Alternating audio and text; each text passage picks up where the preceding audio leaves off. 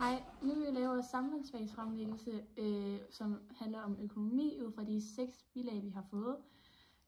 Vores problemformulering er, hvordan bør Danmark håndtere de globale udfordringer, som Trumps handelskrig har skabt.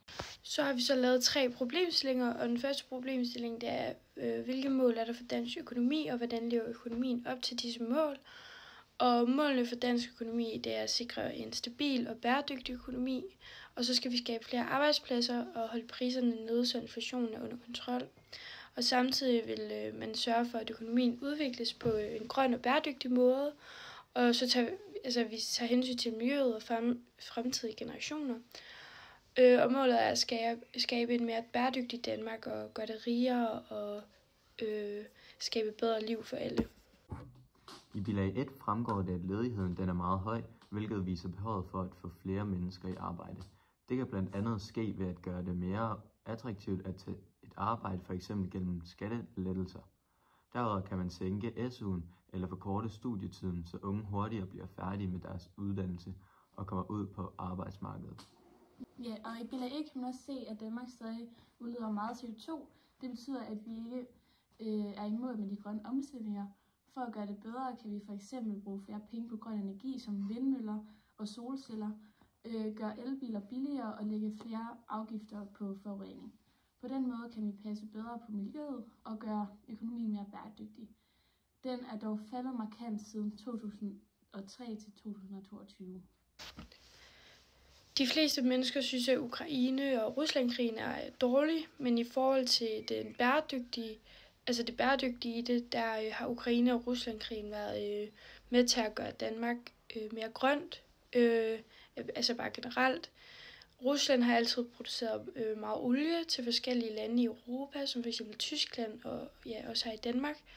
Men nu hvor Rusland prøver at overtage Ukraine, så har folk ikke lyst til at handle med Rusland, hvilket gør, at de forskellige lande begyndte at bruge solceller og vindmøller, hvilket er rigtig godt, for det var for eksempel en af de mål, Danmark havde for den her grønne økonomi.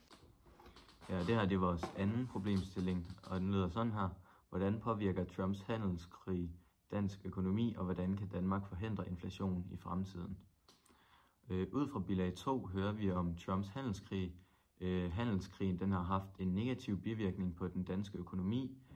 Handelskrigen den har gjort, at forbrugertilliden falder, og den har nu ramt det laveste niveau i 2 år. Og ifølge Danmarks statistikker, der er forbrugertilliden faldet til -17 fra -15,5 på 1 år. Dette fald det skyldes i høj grad den økonomiske usikkerhed, som de amerikanske tolvmeldinger i begyndelsen af april de har skabt.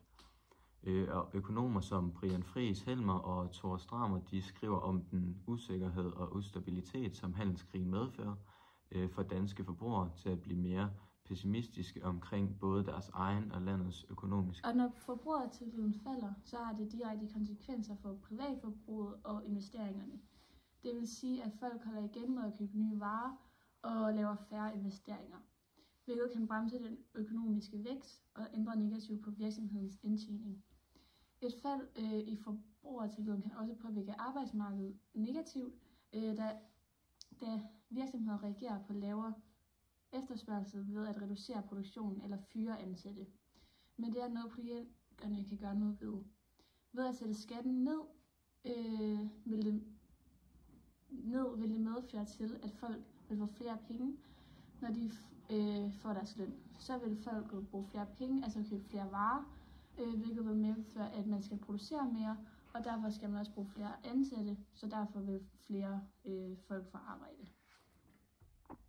Og vores tredje problemstilling, som er baseret ud fra bilag 5 og 6, hvordan argumenterer de borgerlige partier for, at staten kan sikre både velfærd, forsvar og klima uden at hæve skatterne? Dogme 1 fortæller, at velstand i samfundet er vigtigere, end hvor mange penge, der kommer i statskassen. Altså, de borgerlige partier mener, at det ikke nødvendigvis gør samfundet rigere, når staten får flere penge gennem skatter. De mener faktisk, at skatter og afgifter vil være forvridende, som de siger, at de bremser væksten og gør danskerne fattigere. Alt det her, det sker, selvom toldkrigen foregår mellem USA og andre lande. Danmarks økonomi er meget afhængig af global handel, og derfor rammer toldkrigen den danske økonomi. Når toldkrigen skaber usikker økonomi, kan det skabe inflation, og ifølge bilag 1 ser vi en statistik over inflationen, hvordan det har set ud siden april 2022. Vi kan også se på statistikken, at i august til oktober 2022 var inflationen oppe på 10%, og det var grundet krigen mellem Rusland og Ukraine. Og det gjorde så, at elektriciteten steg i pris. Og vi kan se, lige siden Rusland og Ukraine-krigen har inflationen været faldende. Og her i 2025 kan det være, at statistikken ændrer sig igen, da koldkrigen kan gøre, at inflationen stiger. Hvis forbrugertilliden falder i længere tid, og virksomheder hæver priserne, kan inflationen stige. EU overvejer også at sætte told på de amerikanske varer, hvilket vil gøre, at priserne stiger, som medfører til den stigende inflation. Og dogme 2, det er individets ansvar og mindre afhængighed af staten, og de mener, at staten skal støtte dem, som har brug for det, som ældre, syge og svage. Altså førtidspensionen skal forbeholdes de syge, men vi skal ikke parkere 2/3 af herboende irakere på førtidspension. Altså mener de, at et stærkt samfund skabes, hvis individet tager ansvar og sørger for sig selv. De mener, at det gives for mange overførsler, som svækker økonomien. Et eksempel på det er, at de kritiserer, at 2/3 af herboende irakere er på førtidspension, og foreslår, at førtidspensionen skal være forbeholdt de virkelige syge. Dogme 3. De offentlige systemer skal udfordres af borgerne selv eller af professionelle private. Det er ifølge partierne ikke staten, men den enkelte borger og familie, der bedst ved, hvad der skaber kvalitet i deres liv. Derfor skal borgerne have frit valg mellem offentlige og private tilbud i for eksempel sundhedssektoren og skolevalg. Private leverandører skal leve op til de samme standarder og som det offentlige. De kan godt lide, når der kommer mere konkurrence, fordi de er bange for, at den offentlige sektor bliver svag, hvis de ikke får konkurrence fra det private. Dogme 5. De vil skabe bedre vækstbetingelser for erhvervslivet, blandt andet gennem lavere skatter og færre regler.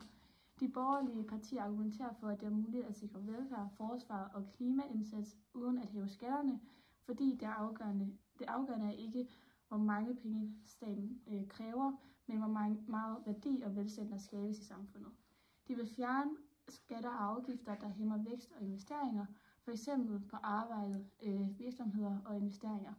Ved at gøre det mere attraktivt at skabe og investere, forventer de, at den samlede produktivitet og værdiskabelse stiger, og det dermed giver staten flere penge på længere sigt, selv med lavere skattelettelser.